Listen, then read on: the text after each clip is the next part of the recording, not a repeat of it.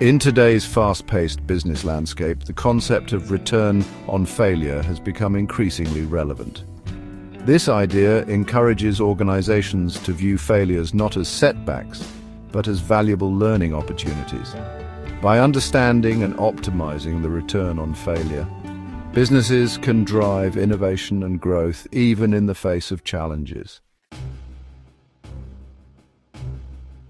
Fear of failure stands as a major impediment to innovation and development within businesses.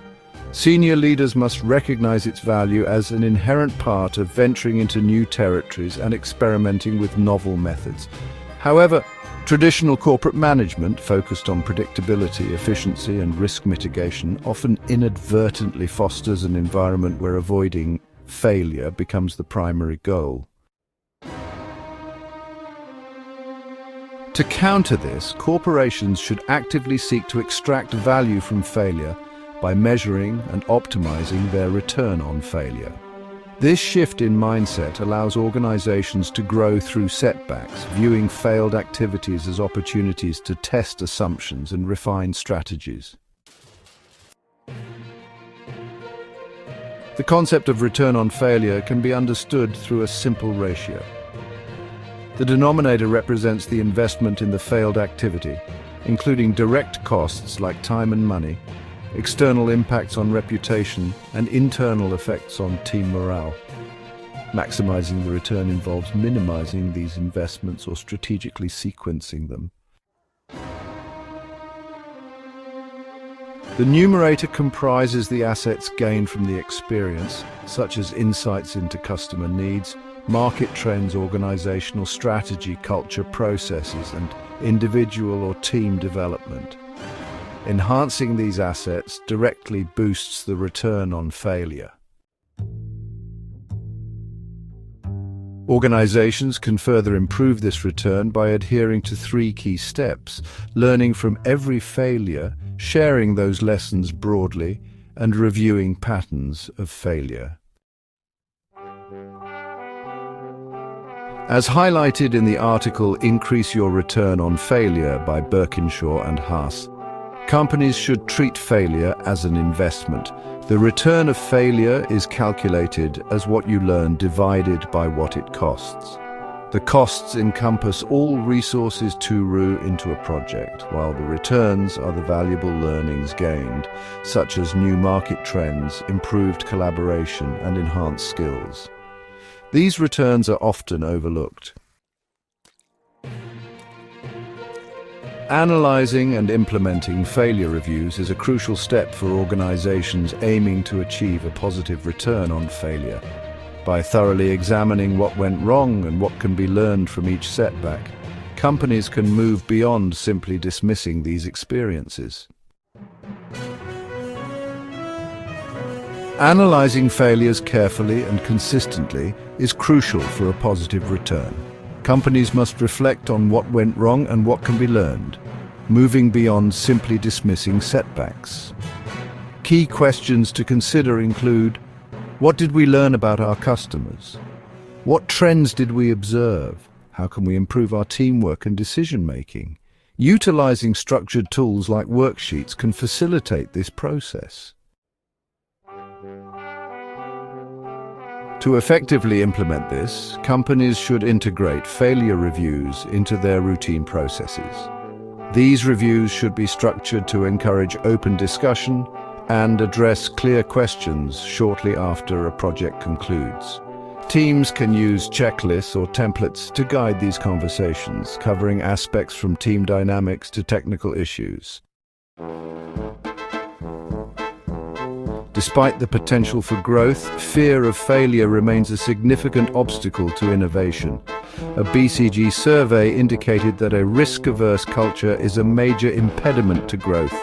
Birkinshaw and Haas propose a solution: enhance the firm's return on failure and disseminate these learnings throughout the organization.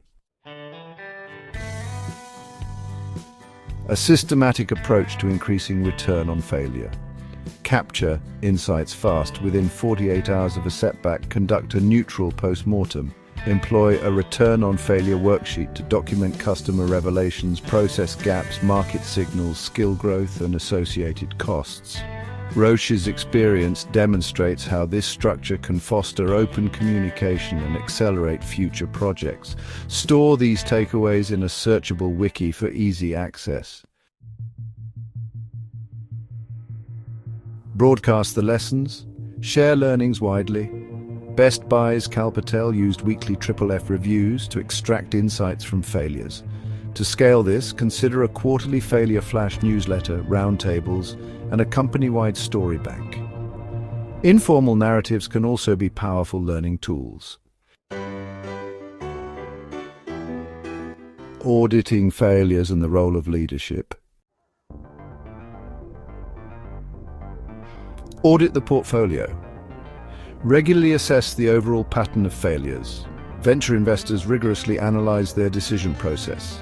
If the failure rate is too low, encourage bolder initiatives. If too high, refine hypotheses and funding criteria. Recognize intelligent attempts, as exemplified by NASA's Lean Forward, Fail Smart award. Implementing these three routines, capture, broadcast, and audit, in a consistent manner ensures continuous knowledge transfer. Insights spread across teams, duplication decreases, and every project contributes to future innovation through a robust feedback loop, ultimately multiplying the return on failure. Leadership is crucial in shaping an organization's perception of and response to failure. By actively encouraging learning from mistakes, leaders cultivate a culture where failure is seen as a valuable source of improvement. This can be achieved by fostering an environment where employees feel comfortable sharing failures without fear of reprisal. This requires building trust and openness, removing blame-oriented practices, and emphasizing the opportunities inherent in setbacks. Modeling vulnerability and establishing structures. Modeling vulnerability and accountability. Leaders should openly acknowledge their own mistakes and demonstrate a willingness to learn, setting a powerful example that it is safe to do so. Pushing a growth mindset, celebrating the belief that abilities can be developed through dedication and effort. Initiatives like the Tata Group's Dare to Try award exemplify this. Establishing structures for learning. Implementing processes such as regular review meetings to extract and analyze lessons from failures, making the learning process reliable and impactful. Establishing a continuous improvement loop. A key aspect of leveraging failure is establishing a continuous improvement loop. This begins with not fearing failure, as it inherently offers opportunities for growth. Successful companies consistently innovate and improve, fostering a culture that values both successes and failures as learning experiences. Tools like corporate surveys and team meetings can help identify drivers of both. Surrounding oneself with growth-oriented individuals and emphasizing reflection over blame are also crucial. It's important to note that even highly successful groups can struggle if unprepared for setbacks. A helpful framework for continuous improvement involves considering resources spent as the denominator and assets gained as the numerator. Limiting initial resource allocation can increase the potential for improvement and reduce the risk of significant failure by addressing uncertainties incrementally. Achieving early milestones boosts morale and confidence. Phased funding tied to attainable goals allows for regular status assessment and adjustments.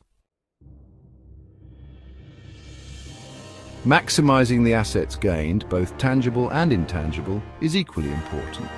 Learning from both successes and failures and understanding how to replicate positive outcomes is vital for sustained progress.